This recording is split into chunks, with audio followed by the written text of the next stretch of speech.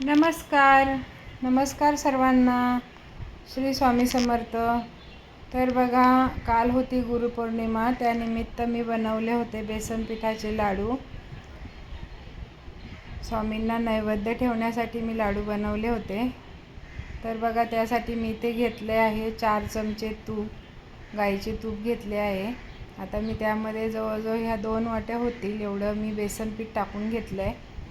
आता जवळजवळ 20 ते 25 मिनटं हे बेसन पीठ भाजायला लागणार आहेत.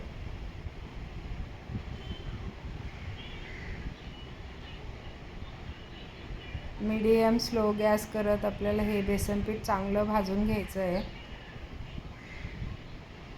आता बघा, जवळजवळ 20 मिनिट झाले आहेत. हे बेसन पीठ बघा, मी अशा प्रकारे हे भाजून घेतलं आहे. आता कलर पण चांगला चेंज झाला आहे. आता मी यामध्ये परत 1 चमचा तूप टाकून घेतलं आहे. आणि आता मी बघा, त्यामध्ये जवळजवळ पाव वाटी रवा आहे. हा 2 वाट्या बेसन पीठ असेल तर पाव वाटी रवा घ्यायचा आहे. हा रवा पण मी आताच भाजून घेणार आहे, जेणेकरून बेसन पीठ अजून भाजायचे बाकी आहेत तर ते त्यात भाजले जाईल.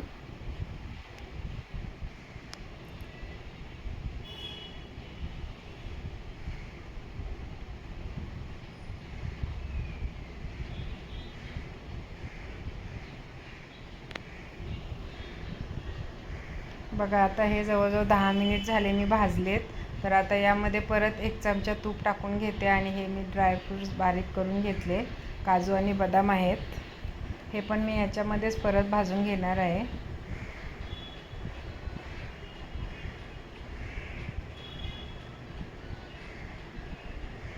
असं भाजताना थोडं थोडं तूप टाकलं ना, नंतर लाडू बांधताना आपल्याला जास्त तूप टाकण्याची गरज नाही आहे किंवा टाकायलाच लागत नाही तूप. मी तरी नाही टाकत, कारण यामध्ये भरपूर तूप होतं नंतर. आता बघा, हे जवळजवळ मी 5-1 मिनिट तरी अजून छान भाजून घेते.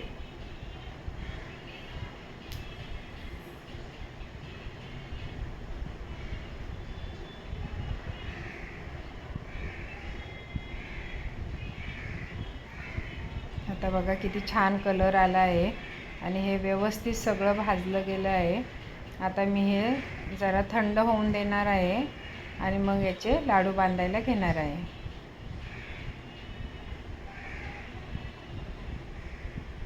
सॉरी, मी याच्यामध्ये हे पिठी साखर टाकायला सांगायची विसरलेली. आता मी हे याच्यामध्ये पिठी साखर टाकून घेतली आहे. जवळजवळ पाव वाटीच ही पिठी साखर आहे. जी मी साखर होती ती थोडीशी मिक्सरला बारीक करून घेतली आहे. आणि ही पण आता गॅस बंद केला आहे आणि मी आता ही मिक्स करून घेते यामध्ये. आता हे थंड होऊन देते आणि मग लाडू बांधते.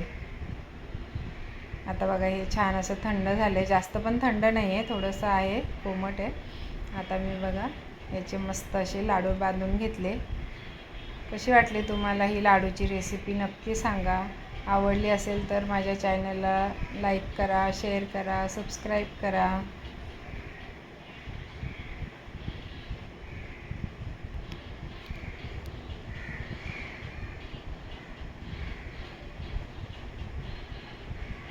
थँक्यू सगळ्यांना. श्री स्वामी